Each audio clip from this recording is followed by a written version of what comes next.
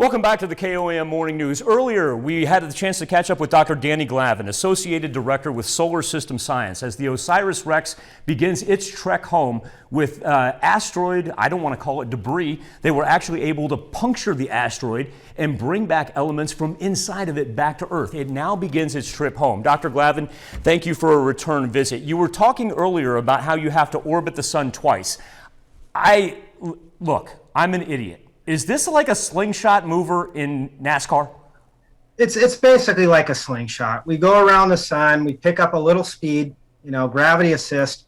We actually have to catch up to the Earth. We're chasing the Earth now on our way back. And we'll finally catch up with it on September 24th, 2023. And that's when we release the samples that we can't wait to get back in our lab. They'll land in the Utah desert, Utah Test and Training Range on September 24th, 2023. I can't tell you how much I can't wait for that date. That is amazing how precise you've been able to pull that off. When these elements are back on Earth, what are you hoping to find? Yeah, so that's a great question. I mean, there's so much we don't know about asteroids, but there are so many questions that we have about how the solar system formed, how the planet Earth formed. And for me as an astrobiologist, where did life come from? One of the theories is that these asteroids like Bennu could have seeded the early Earth with the building blocks of life.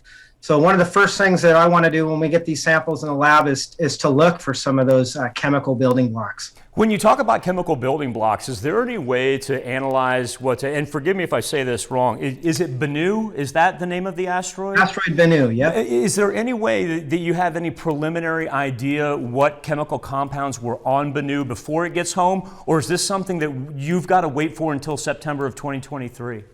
So we have some pretty good indications that Bennu is a carbon-rich asteroid. So think, a giant piece of charcoal, right? And so there's carbon there. Carbon is a fundamental element of life.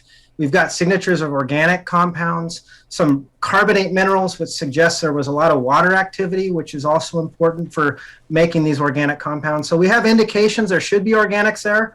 But again, we won't know for sure until we have these samples in our laboratory. Dr. Glavin, I know you've got to go track OSIRIS-REx on this trip home.